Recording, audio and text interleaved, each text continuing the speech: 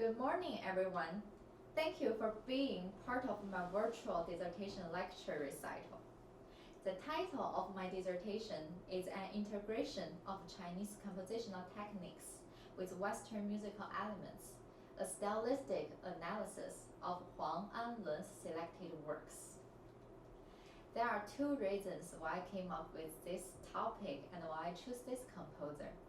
The first reason is about 2 years ago, one of my friends, he's a vocalist, and he did a research on one of Huang An-Lun's piece called Yue Fei, and he loved the music, and he recommended me to explore Huang's other works.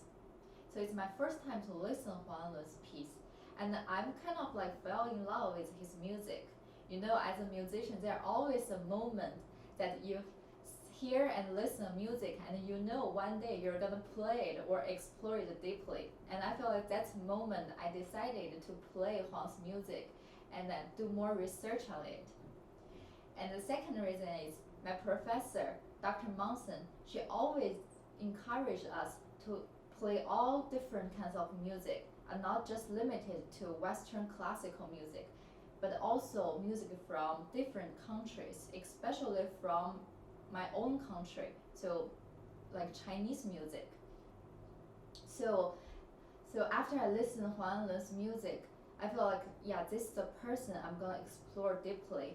And also I remember it the first time I played his piece in the studio class, and one of my colleagues, and he asked, after I playing, one of my colleagues asked for the score and more detail about the composer, and I'm so happy with that because I know Huang An-Lun's piece is really worth to share, and also his music is not only the Chinese music but the world music. So my dissertation demonstrates that how Huang An-Lun attempted to fuse Chinese traditional music and theoretical idea with Western musical elements in his selected works, Poem for Dance Theories and Chinese Rhapsody No. 13. In order to help the reader to gain understanding of the compositional style of the composer and the analysis, I will discuss the life and works of Huang An-Lun and fundamental Chinese music theory. The main body of my dissertation focuses on identifying and analyzing both Chinese and Western musical elements in 4 selected works from Huang An-Lun. So for next part, I will introduce Huang An-Lun's life and works. Huang An-Lun was born in 1949 into a musical family. Huang started to learn piano at the age of 5, and from his father, Huang Feili, who studied composition with him at Yale University during the 1950s, and he's known as a leading Chinese conductor and educator. Huang Feili returned to China after graduating from Yale University in 1952 and became a teacher at the Central Conservatory of Music in Tianjin. At the elementary school and middle school that are associated with Central Conservatory of Music, Huang learned comprehensive Western music theoretically and historically. He published his first piano pieces collection at the age of 7 and set his life goal in his last year of elementary school. He will go to the Central Conservatory of Music to study composition and devote his whole life to music. However, the Cultural Revolution began in 1966, cut off his music and life dream. Huang's family was taken by the Red Guard, and his father was isolated in Kaohsiung and then was sent to jail. In 1969, Huang and his high school classmates were sent to do farming in Saibei district, Zhangjiakou area. So it's in Hebei province, 125 miles away from Beijing. According to what he wrote in his article, he said, "I haven't touched the piano for 5 years. I almost lost all my hope. I asked myself, can I still learn music in my lifetime?" Although Huang was suffering both mentally and physically, he still continued to study music theory and history by himself. Besides that, there was another thing happened during that period that influenced Huang's compositional style. He met Mr. Chen Zi. Mr. Chen Zi is a Chinese composer and student of Xian Xinhai. I believe everyone knows Xian Xinhai. Xian Xinhai wrote the Chinese first cantata, Yellow River Cantata, which Yellow River Concerto based on. So he met Mr. Chen, and Mr. Chen composed most for Chinese style musical and operas. Mr. Chen taught Huang Chinese folk music and Chinese compositional technique. According quote from Huang's article, "My teacher Chen Zi," Huang said, "In my music, on the one hand, I had education of Western music, such as music from Beethoven and Bach from my parents and school. On the other hand, Mr. Chen taught me purely Chinese compositional technique, so both of them have great influences on me." Mr. Chen encouraged Huang to compose Chinese music that rooted in Chinese national cultural values, utilize the successful experience of Western music for references, and reflect the voice of the time. So if you can see the picture, so this picture is Huang An-Lun with his mentor, Mr. Chen Zi. And these two other pictures shows the life when Huang An-Lun was doing the farming in Zhangjiakou area and the Sabei district.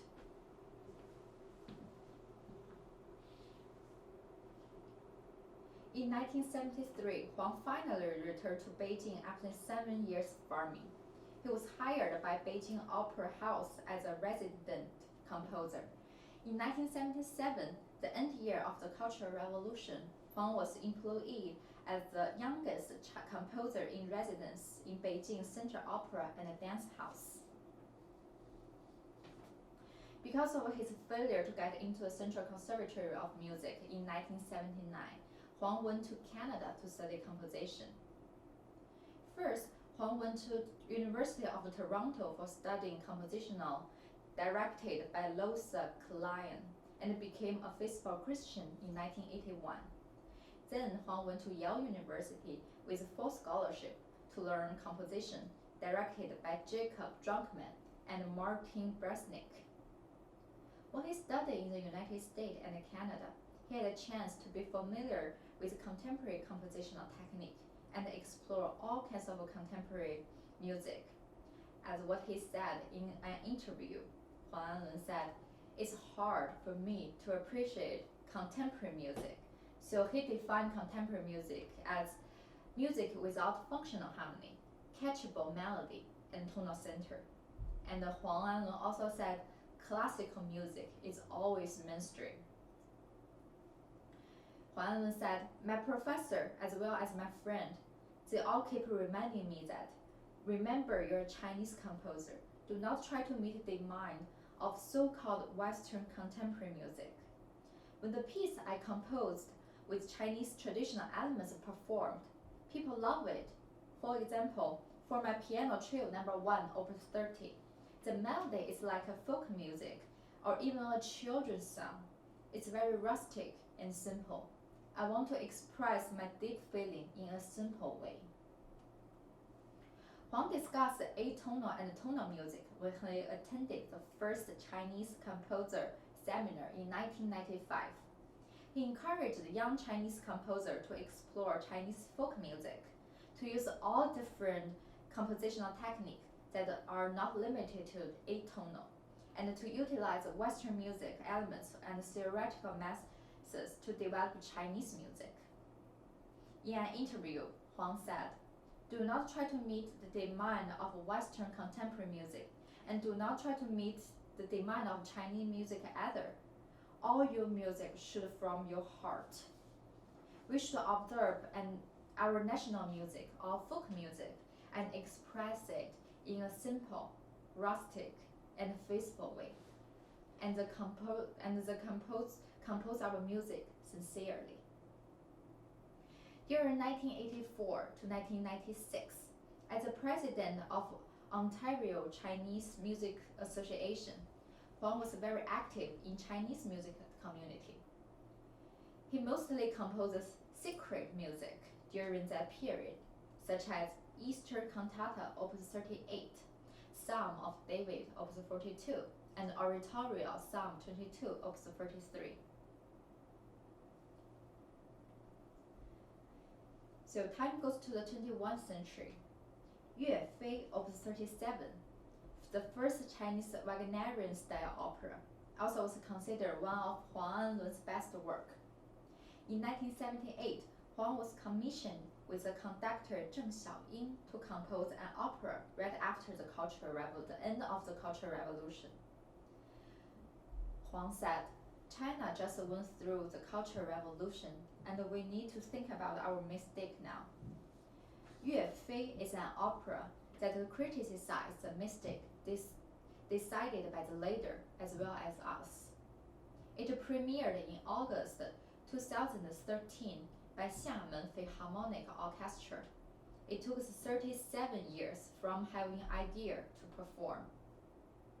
Recent years, Huang still very active internationally. He was invited as guest composer in Xiamen University and Central Conservatory of Tianjin. He has been recording and releasing his CDs. In 2020, a collection of his work, which including his music, his video and audio of the music, pictures of he took, and over 30 articles he wrote about his music and life, published in Hong Kong by Dragon Music Publisher.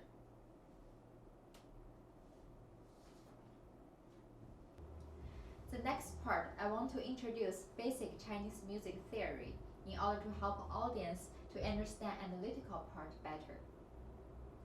So first, I will introduce the three scales are most common used in Chinese music. The first is pentatonic scale.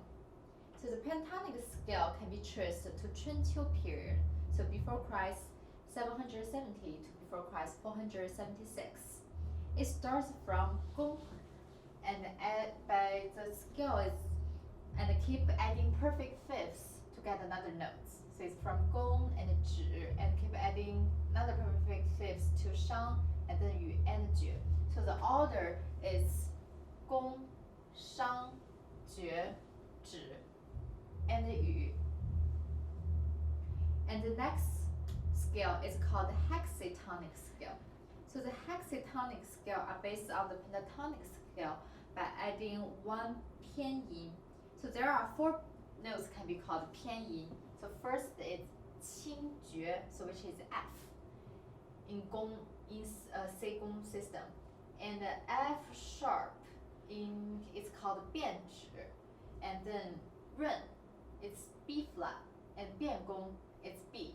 So basically, so the qingjue is like half step above jue, and the bianzhi is half step below zhi, and ren is a whole step below gong, and biangong is half step below gong. So for the hexatonic scale, you just add one pianyin out of 4, so the total notes are 6. The last scale is called heptatonic scale. So there are 3 heptatonic scales in Chinese music. The first is called Ya Yue by adding bianzhi and biangong. So the scale is.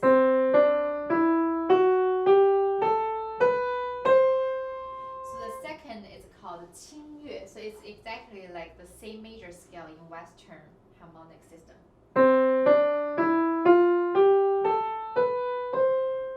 And the third is called Yanyue by adding Qingjue and Ren.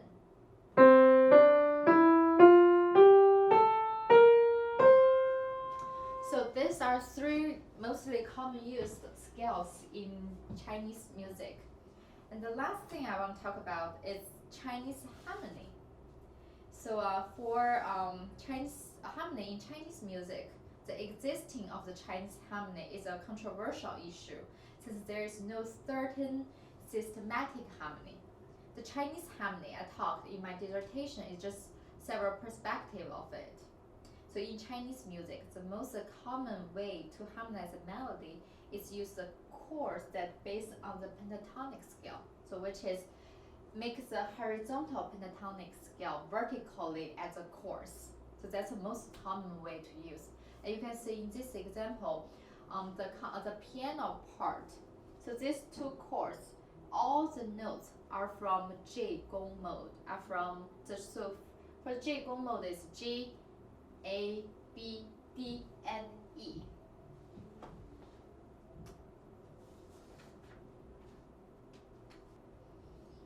The next part I will talk about is distinct feature and compositional style in 4 Huang An-Lun's works.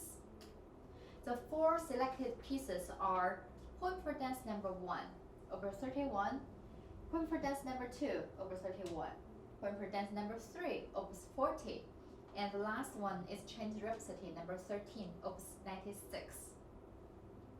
So for the Poem for Dance theory, the first 3 is a special music genre and the form that is both for ballet dancer and instrumental performers appear on the stage at the same time.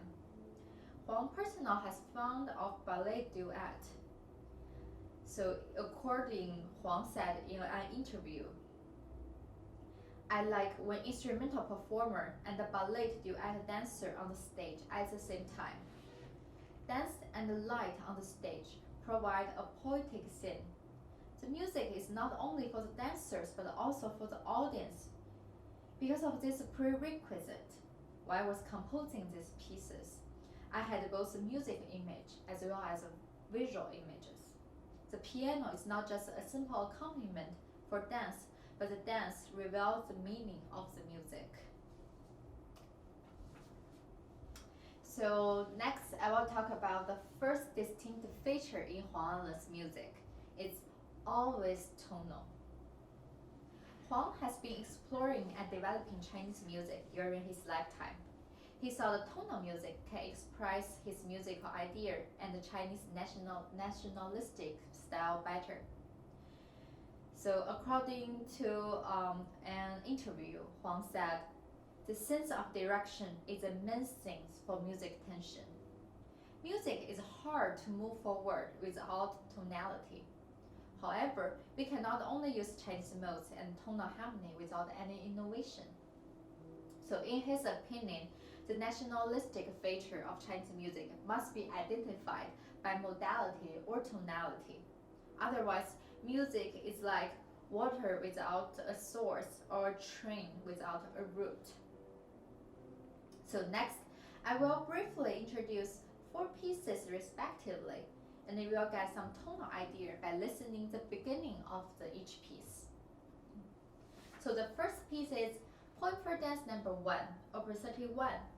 This piece was written in 1981, and is for ballet duet, flute, and piano. And it's also assigned as an alternative piece of the National Flute Competition of China. In Poem for Dance number 1, Huang adopted ABA ternary form with flute solo introduction. The whole piece seems to follow the Chinese poetic and literature form, qi, cheng, zhuan, and he. I will introduce this later. The beginning of the piece, the flute solo part, also serves as an introduction. It also can be called sanban in Chinese music, which features free rhythm and long phrases with lips. The modality is relatively stable. Yin yu mode, alternate with B flat shang, that share same pentatonic notes in this section. The folk song-like melody mostly in flute part, and the piano accompaniment serves as accompaniment to provide a harmonic support and create a certain atmosphere. So here is a form of the Poem for Dance number 1. So you can see this is a Chinese literature form. So it's also applied in this music. So for the qi, so qi is the beginning of a story or poem or literature. So it provides a background of the story, or it's kind of like an introduction of this story. So it's like equal to the introduction of this piece. And the cheng part is also like a development. So it's like more and more detailed showing in this section, and it's equal to the A section. section in the Western system. And the 转, so it's like to constructed the 转 part, so the most attractive details or the conflict happen in this section, and it goes to the climax at the end of the 转 section. So equals to the B section in the Western system. And the last section is called 和, so it's an ending. It also refines the theme. The ending can be open ending and also a closed ending. And also you can see the tonal plan of this piece. So the introduction part is kind of like it's kind of like an independent for the flute part. So it has its own tonal center. So it's F and B flat. But the 承, 转 and 和 part, the tonal center is D flat 弓. Even in the 转 part, so there is another 偏音, but it's sometimes, mostly, it's for the passing tone or the neighbor tone. And also the tonal center is D flat. So next you're gonna listen the beginning of the poem for dance number 1.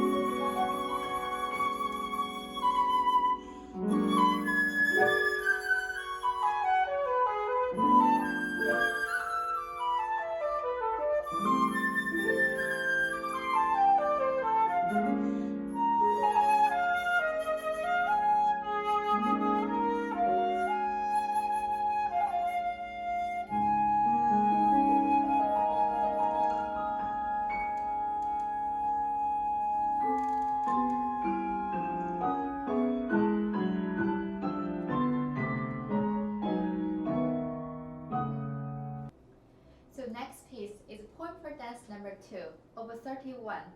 This piece was written in 1981.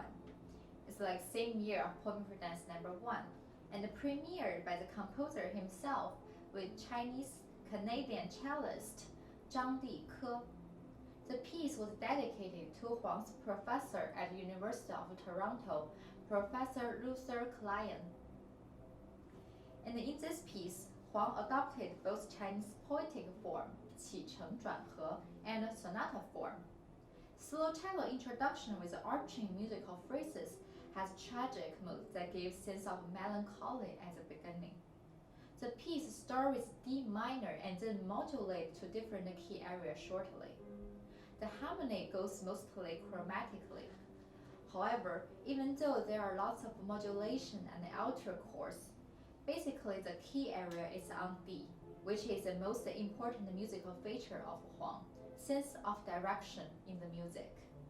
The D always can be found in the bass of the piano part as a pedal point, and the musical phrase always ends with D chord or note. The melody also features sappy folk sounds, and the melody alternates between cello and piano. So for the harmony part, Huang mostly uses a chromatic and a linear harmony. So next you're gonna listen. So here is a form of the Poem for Dance number 2. So you can see the tonal plan. So the first primary theme is on D minor, and then the secondary theme goes to the relatively major. And in the development part, so it's kind of like modulated often, but basically it's on D minor and end with J major. And then the ending is back to the D minor. So next you're gonna listen is the beginning of the Poem for Dance number 2.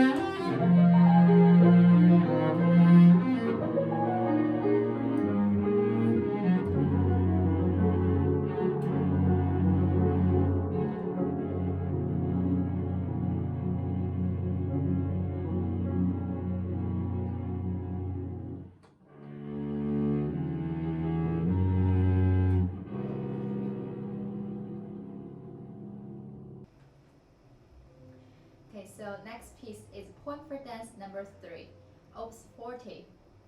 This piece was written in 1987, right after Huang graduated from Yale University. It was premiered by pianist Xu Feiping in Toronto. As the first Chinese piece assigned for Rupinstein International Piano Competition, it has profound influence for the innovation of Chinese piano work. And the point for dance follows the sonata form without development section. Each section has its different texture, rhythmic pattern, and character. The melody also features Saibei folk sounds that follow the second and the seventh interval. So here is a form of the point for dance number 3. You can see there is a sub-theme in the primary theme and secondary theme. And each sub-theme has its own different texture and melody and also accompaniment figuration. So like the shift of the texture makes the music very interesting. So next you're gonna listen is the beginning of the point for dance number 3.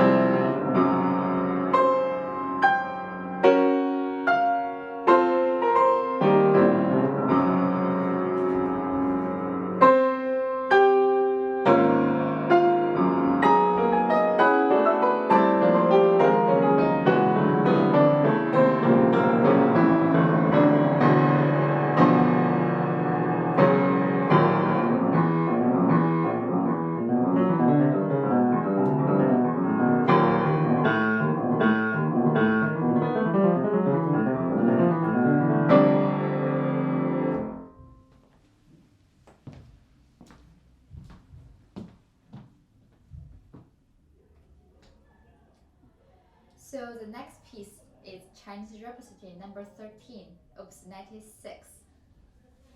This piece was finished in September 2019 in Markham and was written for the 12th Chinese teacher training seminar hosted by Shanghai Conservatory of Music. The background of the music is about a battle, Yashan naval battle, in 1278 during the Southern Song dynasty, and is also the decisive battle between the Southern Song dynasty and the Mongolia army. During the battle, the emperor of the Southern Song dynasty suicide by jumping into the sea, and over 100,000 soldiers and civilians followed the emperor to express and show their unyielding national spirit. Another inspiration of the music is a compilation of the Hong Kong, Zhuhai, Macau Bridge. It is the longest cross-sea bridge and the longest open-sea fixed bridge in the world. According to Huang said in the message sent to me, all Chinese should be proud of the achievement of the bridge. However, nobody even mentioned that the sea that the bridge crossing is a place where the emperor, soldier, and civilians died. It was called Lingding Bay. And as a musical genre, Rhapsody is original from Greek epic poetry. In the early 19th century, composers started to write rhapsodies for piano solo. Rhapsody always combines the agitated and impassioned features, as well as aspirational modes, and improvisatory spirit often shaping the music. The free-flowing structure sometimes linked with rhapsody, as well as a contrast between sections. Huang's Rhapsody follows the feature list above. The form of the music is ternary form, but without repeat section. A, B, C with short coda. The music was shaped and developed by contrasting timbres, textures, and tonalities. In Western music, the most widely adopted ternary form are simple ternary form and compound ternary form that both include repeated section at the end. Sonata form is directly derived from it. However, in Chinese music, music can be considered as a flowing process, and the repeated section is not necessary. In Chinese music, the ABC ternary form is the most common form for the three-section music. Meanwhile, in Western music, the ending of each section is more open. For example, in the sonata form, the ending of the exposition is in the different tonality from the beginning, and also in development part, beginning and ending are always end with different keys. However, in Chinese music, each section tends to end with the same tonality as it starts. In this piece, the A section starts with the C sharp minor and ends with C sharp minor. Also, the B and C section also has the same features. For the relationship among the section in Western music, the middle section always considered as a contrasting section or like development. But in Chinese music, the three sections are parallel relationship rather than the contrasting section. So each section are relatively independent and with various texture, tempos, accompaniment, figuration, and other musical material. So the next things you're gonna listen is the A section in Chinese Rhapsody number 13, Opus 96.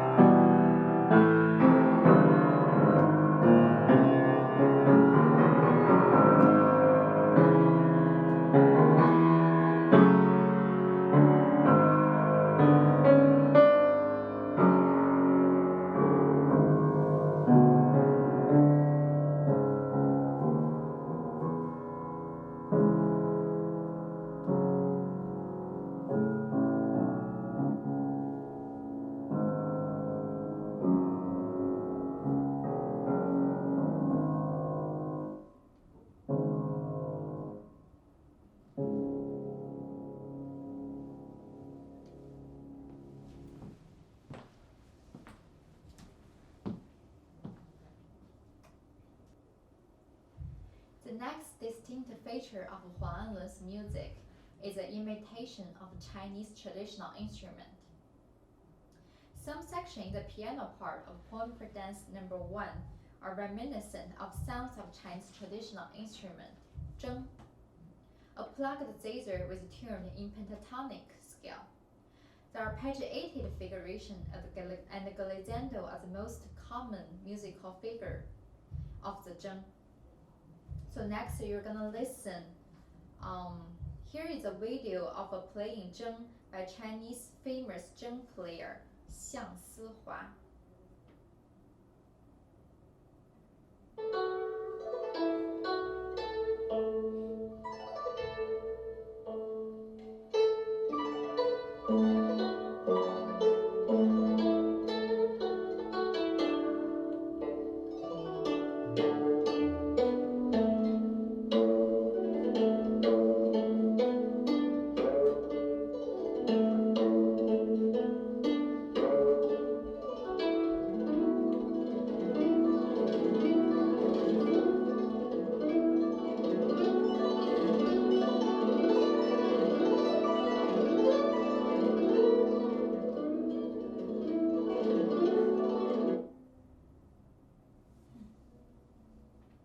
And in poem for dance number 3, the B section, the piano part, is also features the glissando and arpeggiated figuration.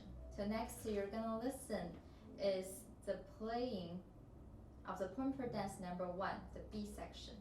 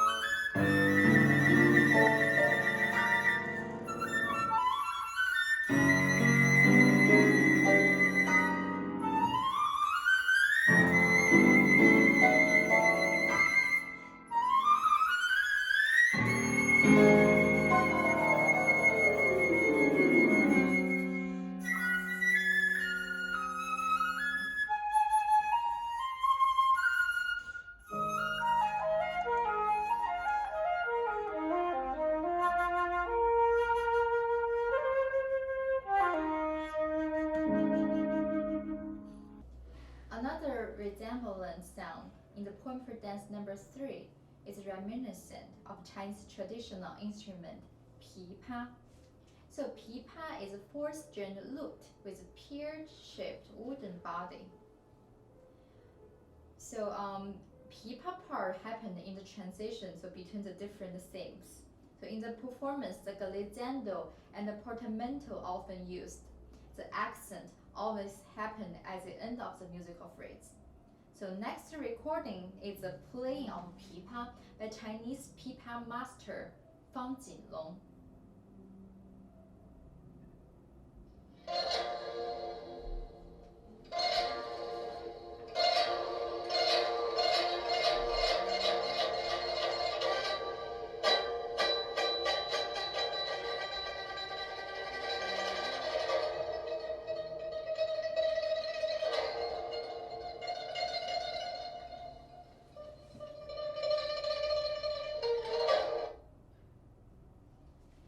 next things you're gonna listen is a imitation of the pipa in poem for dance number 3.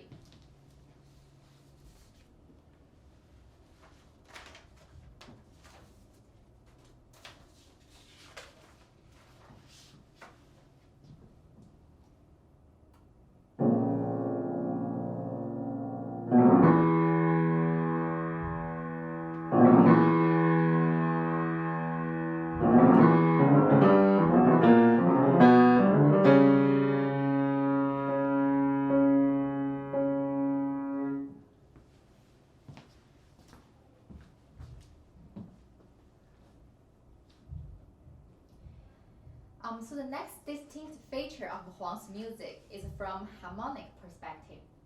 As I talked before, the melody line of the poem for dance theories features many characteristics of Chinese folk music.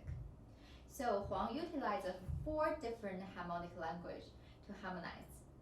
So the first is Chinese harmony, so for the poem for dance number 1, and the chromatic harmony for poem for dance number 3. And the third is linear harmony for poem for dance number 3, and functional harmonies for Chinese Rhapsody number 13. So something you need to notice, like all 4 different harmonic language used in all 4 pieces. But I just want to introduce it. It introduces these 4 different harmonic language from 4 pieces respectively. So the first is Chinese harmony. So the Chinese harmony used mostly in the poem for dance number 1. So here is the beginning of the poem for dance number 1. And you can see, so each, like in the measure 1, so each group of the juxtaposition of 2 perfect fifths, it's in a different mode. And also later you can see there's a pentatonic 7th chord. So like all the notes made by the notes, all the notes in the chorus was from the pentatonic scale. And here is a pentatonic arpeggiated chord in H mode. And here is a vertical pentatonic 7th chord. So next you're gonna hear is the ending of the poem for dance number 1.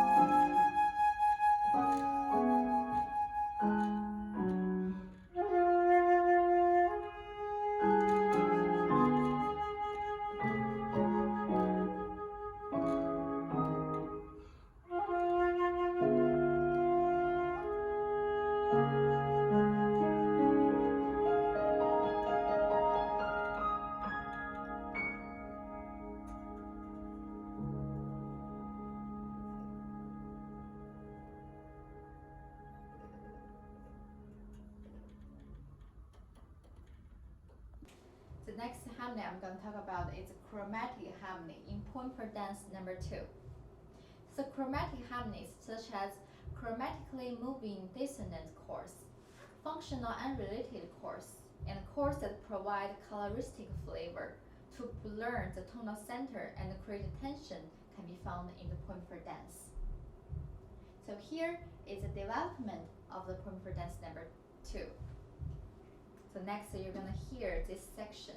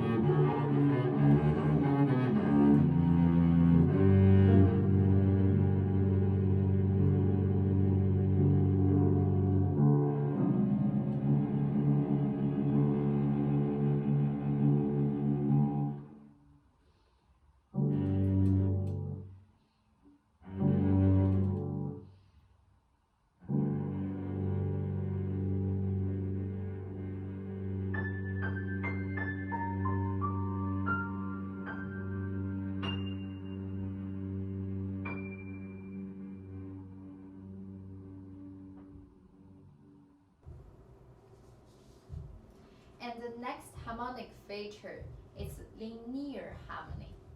So for the linear harmony, the chromatic moving intervals chords and the diatonic moving interval chords show no functional relationship and can be found in the poem per dance number 3 as a linear harmony. The linear harmony is more driving and energetic due to their flowing figurations. So next, I'm gonna play this part in the poem per dance number 3.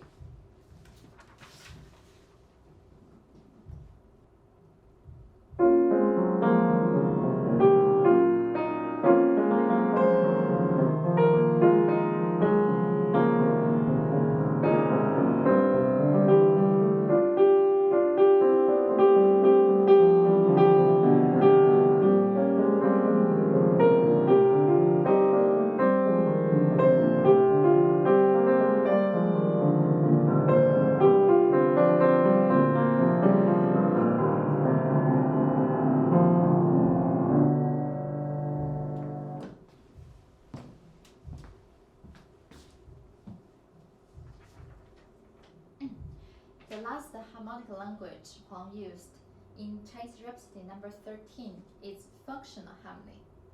It used in the beginning of A and C and end of A and C section, and especially the dominant to tonic relationship at the cadence has been used to establish tonality and define key relationship. So next music you're gonna hear is the Exit Bird from Chinese Rhapsody number 13 in the C section.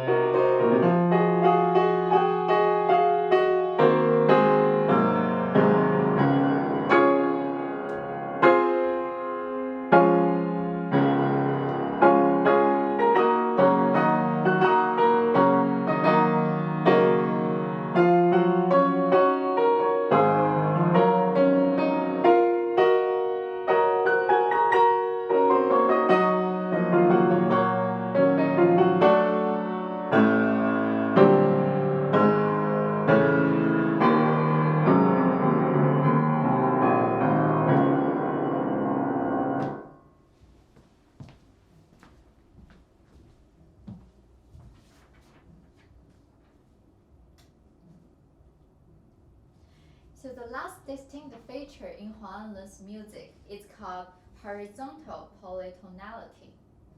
So the horizontal polytonality was first mentioned by Huang in his article, A New Method of Writing a Contemporary Melody. Horizontal polytonality based on the Chinese traditional modes. In the article, Huang explained detailedly about how to use the traditional modes are involved into the horizontal polytonality. So here is a musical example in poem per dance number 3. So first, Huang An-Lun tried to modulate the melody often. And you can see in this phrase, there are several cells.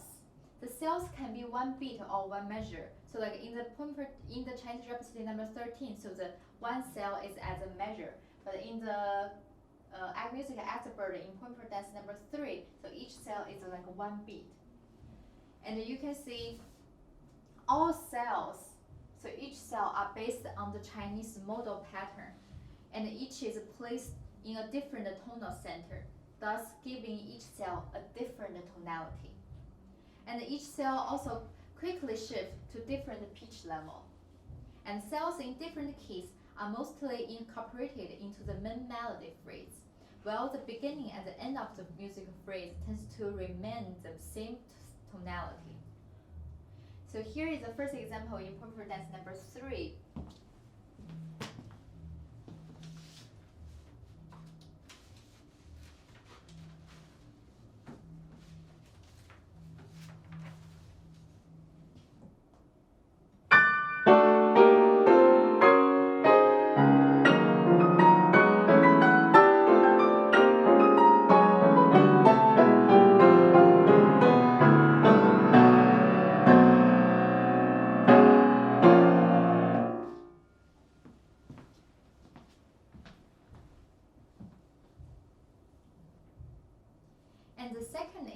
is from Chinese Rhapsody number 13, B section.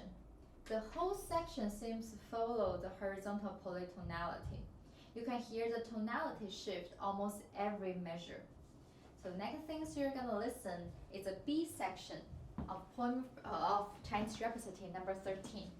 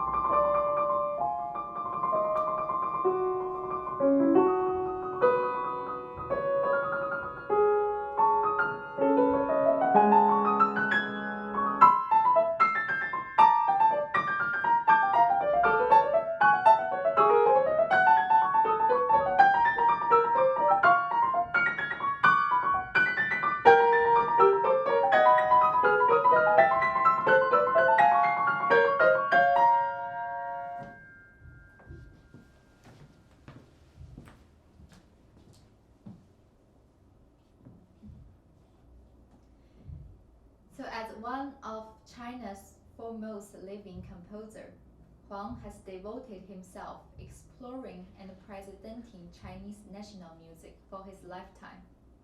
As demonstrated in my dissertation, Huang fuses Chinese and Western musical elements and theoretical idea by utilizing Chinese modality and Western tonality, imitating Chinese traditional instrument, and use his own way to compose a melody, horizontal polytonality. Finally, I would like to finish my lecture recital with sharing the last inspiration of Chinese Rhapsody number 13. When I asked Huang An-Lun if he has a new music or works like composed recently, like 1 year ago, and he said yes, and just sent me the Chinese Rhapsody number 13 directly from an email. And he told me the two inspirations of the piece. The first is about the historical events, the battle, the Yashan Naval Battle. And also the second inspiration is the completion of the Hong Kong-Zhuhai-Macau Bridge. But the most important, he said he wants to write the music that show Chinese national spirit, to remind Chinese young composer to keep in mind our history. So our music should always rooted in our history. So whether Huang's attempt is successful or not, only time will tell. Thank you so much for listening my lecture recital. I hope you have a great day.